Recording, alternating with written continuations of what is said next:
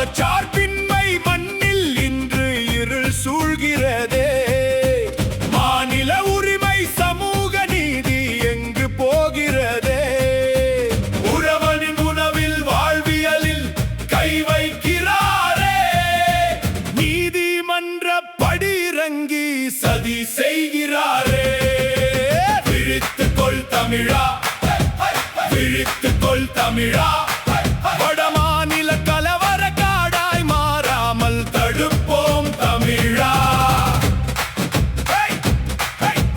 காவிச்சாயம் பூசியவர்கள் நீதி பீடத்திலே கலைந்து போகுமா தமிழ்நாட்டின் சமத்துவ நிலையே. புதிதாய் வந்த தவக்க அரசு மௌனமாவதேனோ. ஈகை திருநாள் முன்னே வந்த தீர்ப்பின் மாயம் தானோ.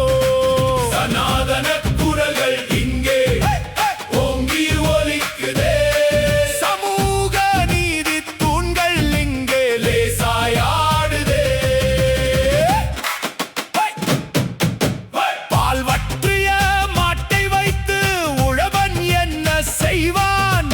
பயந்தராத கன்றை வைத்து எங்கு போய் சொல்வான்?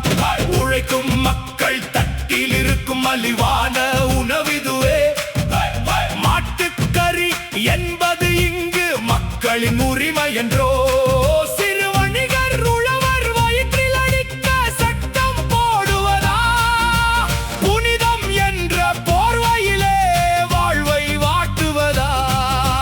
கிருஷ்ணன் கால புனிதம் என்று கதைகள் அளக்கிறாரே. வரலாற்றை மறைத்துவிட்டு புராணத்தை விற்கிறாரே.